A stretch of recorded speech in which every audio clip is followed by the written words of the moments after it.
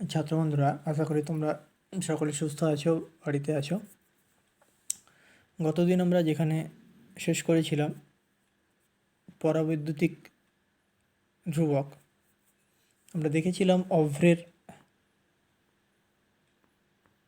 পরাবৈদ্যুতিক ধ্রুবক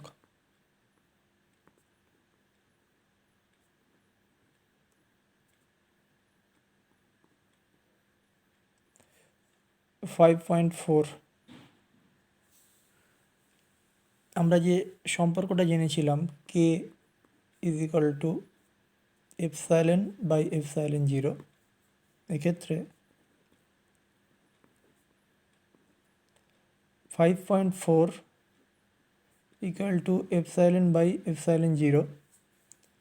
সিজিএস পদ্ধতিতে epsilon zero actually তার মান হচ্ছে 1 সিজিএস ইউনিট।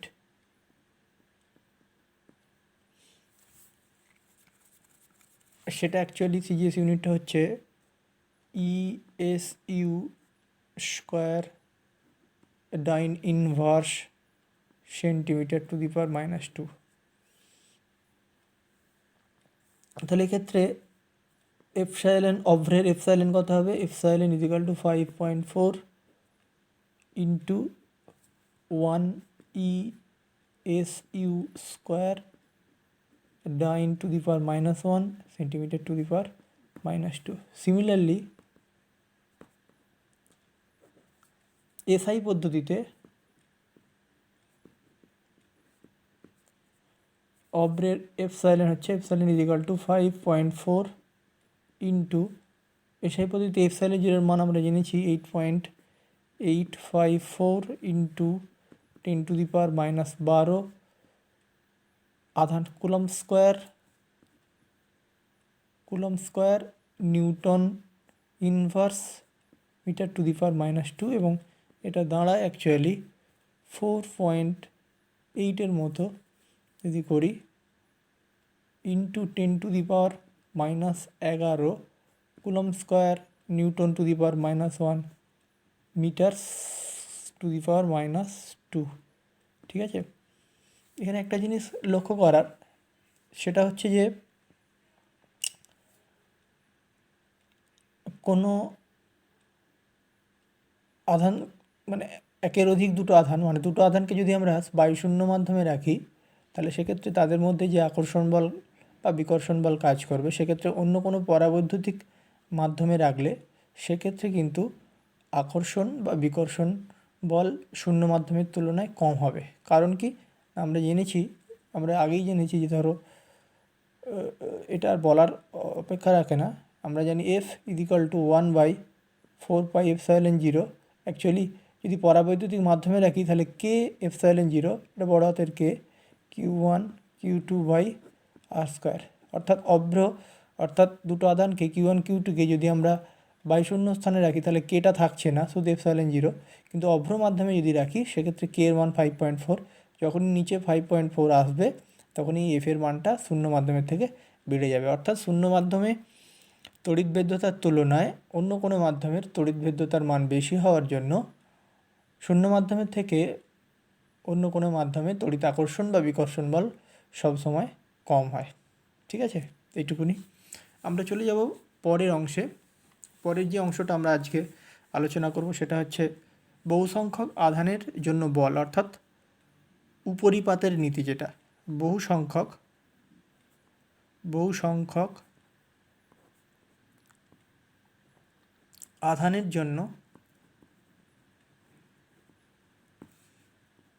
জন্য বল উপরিপাতের নীতি।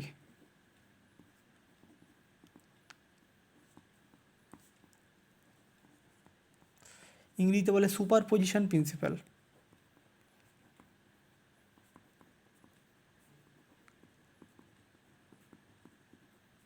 সুপারপজিশন প্রিন্সিপাল কি বিষয়টা কীরকম? বিষয়টা হচ্ছে কোনো এলাকায় যদি অনেকগুলো আধান থাকে, অবশ্যই বায়ু মাধ্যমের ক্ষেত্রে আমরা আলোচনা করব। ধরো এখানে Q1 একটা আধান আছে, এখানে Q2, এখানে Q3, এরকম করে একটা এলাকায় Q4, এখানে এক জায়গাটা, এখানে একটা আধান, এখানে একটা আধান, এখানে Qn সংখ্যক আধান আছে। তো এক্ষেত্রে আমরা কোনো একটি আধানের উপরে বাকি যে সমস্ত আধানগুলো রয়েছে তার যে প্রভাব, অর্থাৎ তার যে সে যে বল প্রয়োগ করবে সেগুলো কি হবে না, সাপোজ ধরে নেওয়া যাক Q1 আধান, তার উপরে Q2 বা একটা বল প্রয়োগ করবে, তার একটা দিক থাকবে অবশ্যই ভেক্টর, বল যেহেতু ভেক্টর রাশি। Q3 একদিকে বল প্রয়োগ করবে, তা এই Q1 আধানের উপরে বাকি আধানগুলোর যে বল, সেই বলের যোগফলটাই হবে Q1-এর উপর প্রযুক্ত মোট বল। কিন্তু এর সঙ্গে মনে রাখতে হবে, যেহেতু এই বলগুলো ভেক্টর রাশি, তাহলে এর উপর লব্ধি বলে একটা দিক থাকবে, সেটা কী হবে না, এই যে বলগুলো, এই আধানগুলো যে বল প্রয়োগ করবে তার যে ভেক্টরের অভিমুখ সেগুলো বিভিন্ন দিকে হবে, সেই ভেক্টরগুলির ভেক্টর যোগফলের দিক যেদিকে হবে Q1-এর উপর মোট বলের অভিমুখ সেই দিকে হবে।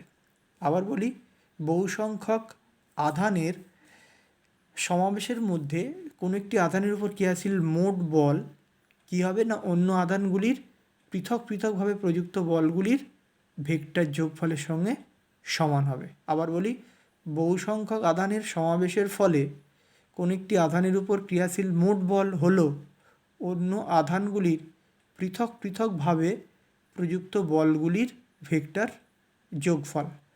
এখন ধরে নিই যে Q1 আধানের উপরে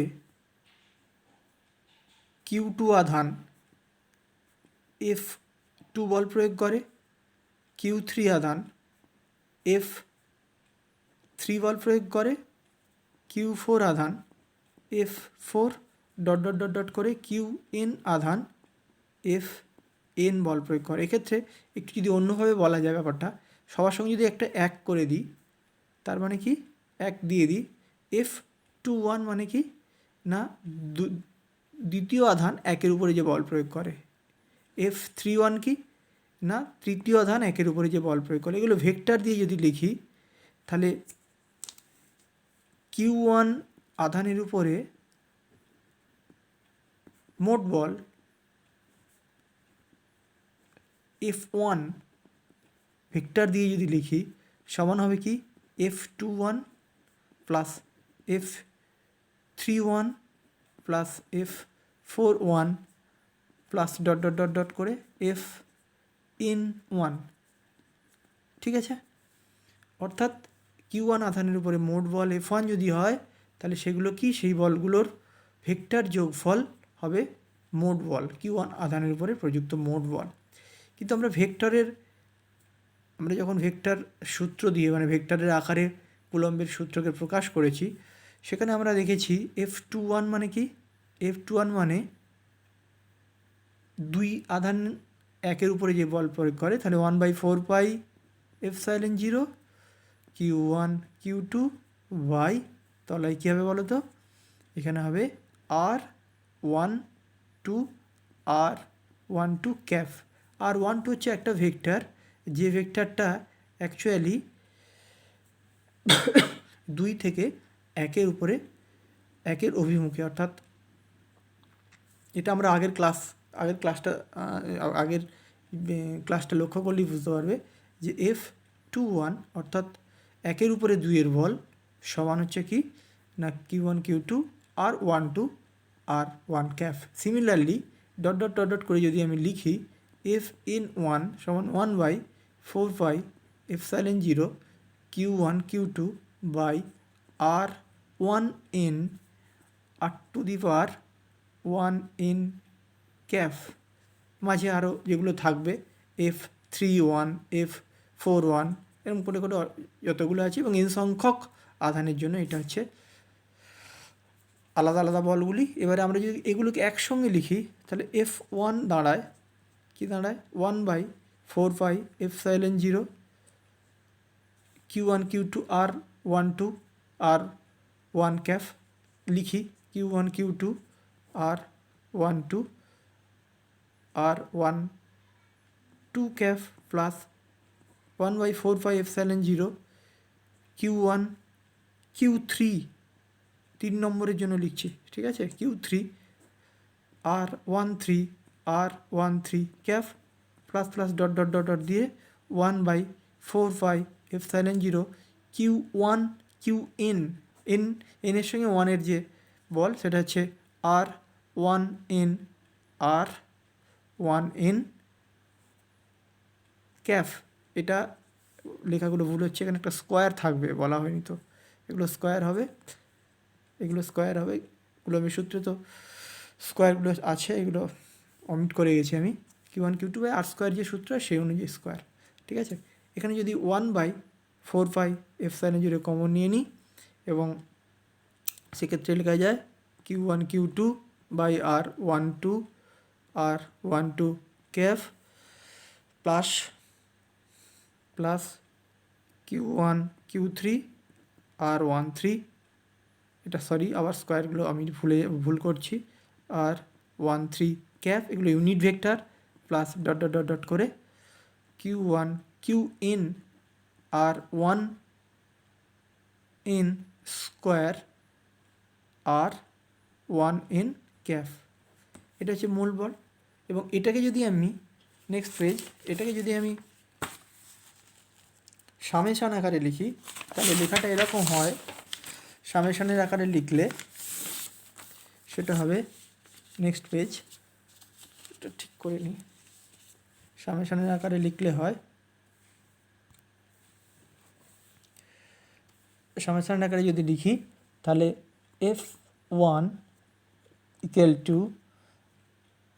টু 1/4πε0 সামেশন Q1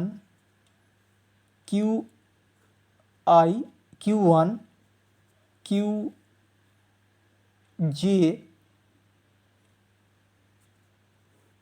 R1J 1-এর উপরে জে তার স্কোয়ার R1J তার ক্যাফ। একটু অন্যভাবে লেখা যায়, এখানে হচ্ছে J is equal to 1 to n, J is equal to 1 to n, এবং অবশ্যই I not equal to J, অর্থাৎ আয়ের উপরে আয়ের তো বলা হয় না, সেই হিসেবে I not equal to J, ঠিক আছে। এখন ঘটনা হচ্ছে যে এই 1টাকে যদি I পার্টিকেল করে দিই, যে কোনো পার্টিকেল, তাহলে I হয়ে যাবে, ঠিক আছে। এখানে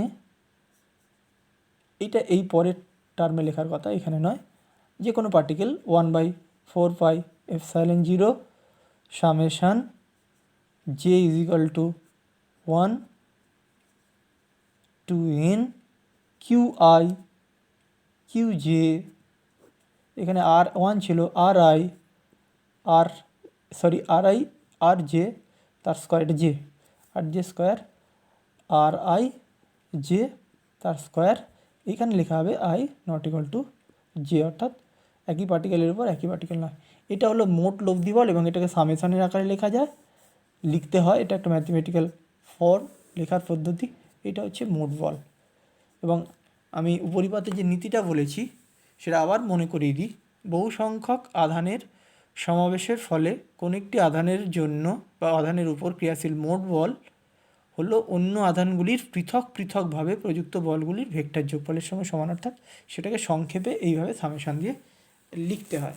এবং অঙ্ক করার ক্ষেত্রে এই ধরনের যদি অঙ্ক থাকবে, খুব জটিল টাইপের কিছু নয়। যেমন একটা ত্রিভুজের সমবাহু ত্রিভুজের 3টি শীর্ষবিন্দুতে যদি 3টি আধান থাকে তাহলে কেন্দ্রে কত বল হবে বা লব্ধি বল কত হবে।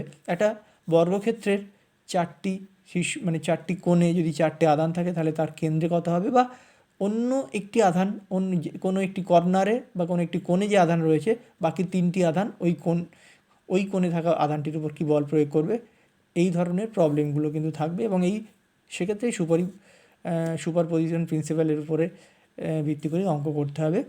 এটা জাস্ট মনে রাখার জন্য, কিন্তু আসল যে অঙ্ক করার ক্ষেত্রে এই সূত্রগুলো আমরা আগে যেটা করলাম এই সূত্রটা মাথায় নিয়ে করলেই আমরা কিন্তু সলিউশন করতে পারবো, ঠিক আছে। আমরা চলে যাব দ্বিতীয় অংশে। সেটা হচ্ছে যে এটা তো বিচ্ছিন্ন আধানের জন্য এই ঘটনাগুলো ঘটেছে। কখনো কখনো আমরা দেখব যে এই আধানগুলো যদি কন্টিনিউয়াস হয়, অর্থাৎ নিরবচ্ছিন্নভাবে অবস্থান করে, তখন তার জন্য কোনো একটা বিন্দুতে কী পরিমাণ তড়িৎ বল তৈরি হবে সেটা নিয়ে আলোচনা করব। অর্থাৎ দ্বিতীয় আলোচনার যে বিষয় সেটা হচ্ছে নিরবিচ্ছিন্নভাবে বণ্টিত আধানের জন্য বল। নিরবচ্ছিন্ন নিরবচ্ছিন্ন একটা হবে ছয় নিরবচ্ছিন্ন আধানের জন্য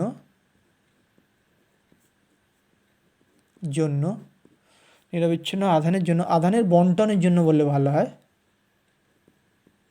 বণ্টনের জন্য, অর্থাৎ এখানে বলা হয় কন্টিনিউয়াস চার্জ ডিস্ট্রিবিউশনের জন্য, আধান বণ্টনের জন্য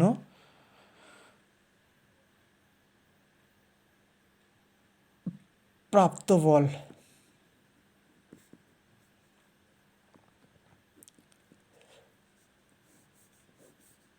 কন্টিনিউয়াস চার্জ ডেন্সিটি যদি কোথাও থাকে, সেক্ষেত্রে কোনো একটা সেই চার্জ ডেন্সিটির নিকটবর্তী কোনো একটা অঞ্চলে কী পরিমাণ বল উদ্ভূত হবে বা কী পরিমাণ বল তৈরি হবে বা বলের পরিমাপটা কী হবে সেটার বিষয়ে আমরা আলোচনা করব। এই নিরবিচ্ছিন্ন আধান বণ্টন 3 ধরনের হয়। নিরবিচ্ছিন্ন আধান বণ্টন এক, সেটা হচ্ছে লাইন চার্জ ডেন্সিটি, বাংলায় বললে ভালো হবে রৈখিক আধান বণ্টন। রৈখিক আধান বণ্টন, ইংরেজিতে বলা হয় লাইন চার্জ ডেন্সিটি। 2, ক্ষেত্রফল রৈখিক, ক্ষেত্রফল আধান বণ্টন।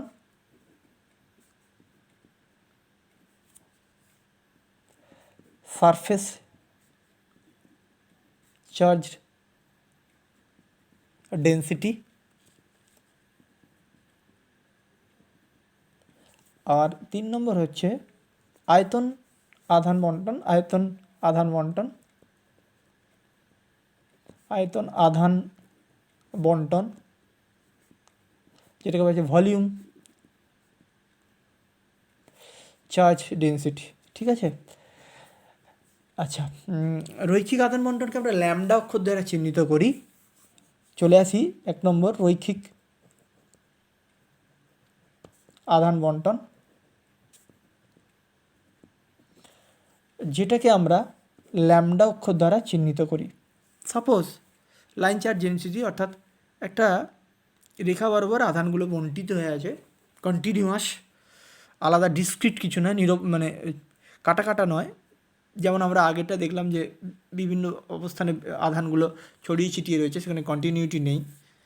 যদি এখানে আধানগুলো কন্টিনিউয়াসলি থাকে রৈখিকভাবে, তাহলে এবং রৈখিক আধান বণ্টন, ল্যামডাটা এখানে লেখা দরকার নেই, এবং রৈখিক আধান বণ্টনের একটা আধান ডেন্সিটি বলে কথা আছে। রৈখিক আদান বণ্টন ঘনত্ব বলা হয়, যেটাকে লেখা হবে রৈখিক আধান বণ্টন ঘনত্ব, সেটাকে লেখা হবে ল্যামডা অক্ষর দ্বারা লেখা হয়। অর্থাৎ প্রতি একক দৈর্ঘ্যে কী পরিমাণ আধান রয়েছে সেটাকেই বলা হয় রৈখিক আধান বণ্টন ঘনত্ব। সাপোজ এই যে লাইনটা আছে, এই লাইনে একটা ক্ষুদ্র এলিমেন্টারি দৈর্ঘ্য যদি ডেল্টা বা ডিএল ধরি, তাহলে এই ডিএলের মধ্যে এর প্রতি একক দৈর্ঘ্য, অর্থাৎ রৈখিক আধান বণ্টন ঘনত্ব মানে প্রতি একক বলাটা হয়নি, দৈর্ঘ্যে আধানের পরিমাণ, প্রতি একক দৈর্ঘ্যে আধানের পরিমাণ। ঠিক আছে, তো সেটাকে আমরা এই ল্যামডা অক্ষর দ্বারা প্রকাশ করি। তাহলে সাপোজ ধরে নেওয়ার একটা লাইন চার্জ ডেন্সিটি আছে, ঠিক আছে, এখানে ধরে নেওয়া ধনাত্মক আধানগুলো এখানে বণ্টিত হয়ে আছে, ঋণাত্মকও মেবি হতে পারে, বণ্টিত হয়ে আছে। ঠিক ঠিক আছে, তার একটা ছোট্ট এলিমেন্টারি ধরো ডেল্টা এল বা ডিএল, সরি ডিএল, সেই ডিএল থেকে আর দূরত্বে একটা বিন্দু, এই বিন্দুতে আমাকে ইলেকট্রিক ফিল্ড বা এখানে যদি একটা আমি টেস্ট আধান Q0 রাখি, এই Q0 যে বল অনুভব করবে সেই বলের মান নির্ণয় করব। তাহলে ডিএল দৈর্ঘ্যে উপস্থিত আধান ডিকিউ সমান কী হবে, একক দৈর্ঘ্যে আছে ল্যামডা পরিমাণ, তাহলে ডিএল দৈর্ঘ্যে আছে ল্যামডা ইন্টু ডিএল। এই ডিকিউ পরিমাণ আধান রয়েছে এই ডিএল দৈর্ঘ্যে, তাহলে ডিকিউ এর জন্য কিউ বিন্দুতে বল কত হবে, ডিকিউ আধানের জন্য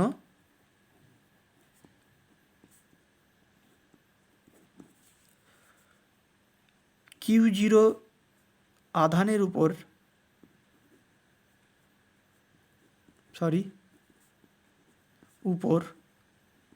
প্রযুক্ত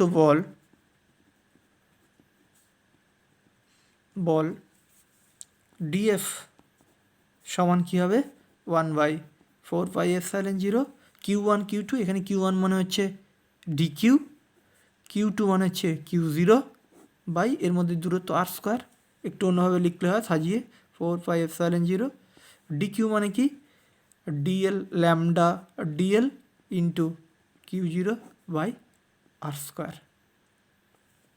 ভেক্টর দিয়ে লেখার জন্য এখানে আর ক্যাপ হবে, আর ক্যাপ অবশ্যই আর ভেক্টরকে নির্দেশ করবে, ঠিক আছে। তা এটা হলো ডিএল দৈর্ঘ্যের জন্য। আমরা যদি টোটাল লাইনটার জন্য এই কিউ বিন্দুতে মোট বল নির্ণয় করি, তাহলে total force F is equal to integral DF, integration continuous মিডিয়ামের ক্ষেত্রে এই ইন্টিগ্রেটটা করতে হয় এবং এখানে একটা লাইন ইন্টিগ্রাল বলে লিখতে হয়, ইজিক্যাল টু এই ডিএফের জায়গায় লিখব 1/4πε0 integral dq into Q0 by R square into R cap, ঠিক আছে। তা এখান থেকে যেটা বেরিয়ে আসবে সেগুলো হচ্ছে যে তোমার ডিকিউ এর মানটা যদি বসাই 1/4πε0, ডিকিউ মানে অলরেডি আগে লিখেছিলাম integral lambda DL into Q0 by R square r cap, আর একটু সাজিয়ে লিখলে 1/4πε0, 1 মানে Q0 ধ্রুবক সংখ্যা, ধ্রুবক চার্জটা, ইন্টিগ্রাল ল্যামডাটাও একটা নির্দিষ্ট, অর্থাৎ এই চার্জ ডেন্সিটিটা ল্যামডাটাকে বাইরে বের করে নিতে পারি, ভেতরে রাখলেও অসুবিধা নেই, lambda by R square into DL R cap, ঠিক আছে। এইটা হলো লাইন চার্জ ডেন্সিটির ক্ষেত্রে টোটাল ফোর্স ইন্টিগ্রেশন করে করতে হবে, এবং অবশ্যই প্রত্যেকটাতে লাইন ইন্টিগ্রেশন, লাইন বিভিন্ন ধরনের ইন্টিগ্রেশন হয়, তোমরা অঙ্কে জানবে সেগুলো। লাইন ইন্টিগ্রেশন আছে, সারফেস ইন্টিগ্রেশন আছে, ভলিউম ইন্টিগ্রেশন রয়েছে। তো এই লাইন ইন্টিগ্রেশন হবে ডিএল এর উপরে হবে, এবং সেক্ষেত্রে টোটাল আমরা কিউ টেস্ট আধান যেটাকে বলি, যেটার উপর মোট প্রযুক্ত বল আমরা নির্ণয় করবো সেটাকে টেস্ট আধান বলা হয়। এটা টেস্ট আধান, টেস্ট চার্জ, টেস্ট চার্জ, ঠিক আছে। তাহলে F is equal to Q0 4πε0 lambda by R square dl r, ঠিক আছে। সিমিলারলি আমরা পরের পেজে চলে যাব। সিমিলারলি আমরা সারফেস চার্জ ডেন্সিটির ক্ষেত্রে যেটা দেখব,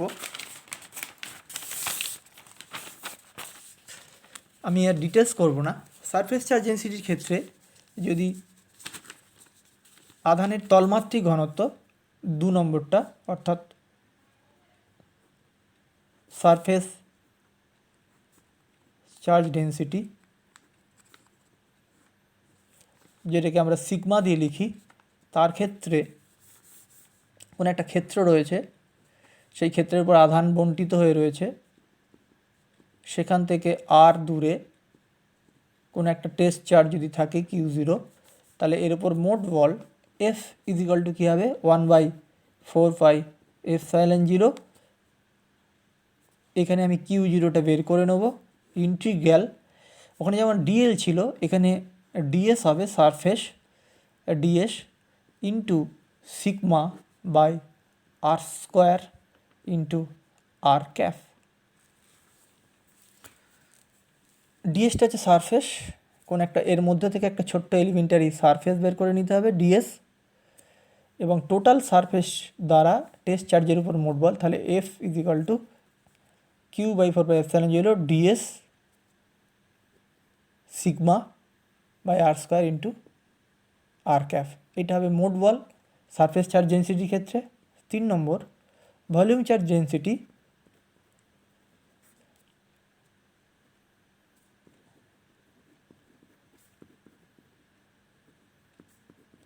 ডেন্সিটির ক্ষেত্রে যেটাকে আমরা ভলিউম চার্জ রো দিয়ে লিখি, অর্থাৎ volume charge surface charge density মানে কি, প্রতি একক ক্ষেত্রফলে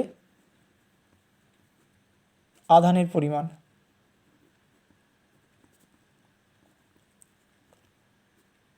সেটাকে আমরা ওই সিগমা দিয়ে লিখছি। আর ভলিউম চার্জ ডেন্সিটির ক্ষেত্রে প্রতি একক আয়তনে আধানের পরিমাণ, সেটাকে বলা হয় রো দিয়ে লিখি আমরা রো, ঠিক আছে। এবং সেক্ষেত্রেও টোটাল ভলিউম আছে একটা, এটা ত্রিমাত্রিক ভলিউম, ঠিক আছে। এর একটা ছোট্ট এলিমেন্টারি ভলিউম যেটা ডিভি ধরা হবে, এখান থেকে একটা আর দূরত্বে, এখানে যদি আমি Q0 রাখি তাহলে মোট বল ওই Q0 উপর মোট বল হবে। এখানে অবশ্যই যদি ভলিউম থাকে, এটাকে বোঝানোর জন্য এরকমভাবে এঁকে দিলাম, ঠিক আছে। তাহলে F is equal to Q/4πε0 integral DV into rho by R square into R cap. এটা হবে টোটাল ফোর্স ভেক্টর দিয়ে যদি লিখি। এই ডিভিটা কী হচ্ছে, ছোট্ট এলিমেন্টারি ভলিউমের জন্য এখানে বল, এই ডিভির জন্য এখানে যে বলটা হবে তাকে ইন্টিগ্রেট করলে Q/4πε0, ঠিক আছে, DV rho by R square. Surface charge density হচ্ছে Q/4πε0 ডিএস, অবশ্যই ডিএস থাকবে, sigma R square by into R cap. এইগুলো হচ্ছে সব সিজিএসে, আমি এসআই পদ্ধতিতে করেছি। সিজিএসের ক্ষেত্রে 1/4πε0 এগুলোকে বাদ দিয়ে দিতে হবে, অর্থাৎ একটা করে দেখাই। এটা এসআইয়ের, এটা হচ্ছে এসআই পদ্ধতিতে একটা করে দেখাচ্ছি। সিজিএসে কী হবে, সিজিএসে হবে F is equal to Q0 integral sigma by R square r cap into ds. ডিএসটাকে পরে রাখা হয় যেহেতু সারফেসের উপরে, অবশ্যই এখানে সারফেস দিতে হবে, এখানে ভলিউম দিতে হবে। এই সারফেস এটা নির্দেশ করে সারফেস ইন্টিগ্রেশন, আর এটাকে লেখা হয় ভলিউম ইন্টিগ্রেশন। এগুলো মাথায় রাখতে হবে। এইগুলোর কিছু ম্যাথামেটিক্যাল প্রবলেম নিয়ে আমরা পরে আলোচনা করব, তবে বিষয়টা পরিষ্কার হবে। এগুলো ভবিষ্যতেও কাজে লাগবে, গ্র্যাজুয়েশন যখন পড়বে যে কোনো চার্জ বস্তুর ক্ষেত্রে, লাইন হতে পারে, সারফেস হতে পারে, বা ভলিউম হতে পারে, চার্জ বস্তুর ক্ষেত্রে এই ধরনের প্রবলেম, এই ধরনের সূত্র দিয়ে আমাদের ইন্টিগ্রেশন দিয়ে তার থেকে কিছুটা দূরে কোনো একটা অবস্থানে কোনো একটা আধান বা কোনো একটা বিন্দুতে কোনো আধান কী পরিমাণ বল অনুভব করবে সেই ক্যালকুলেট করার জন্য কিন্তু এইগুলো কাজে লাগবে, ঠিক আছে। আজকে এই পর্যন্তই বন্ধুরা, ভালো থাকবে, শুভরাত্রি।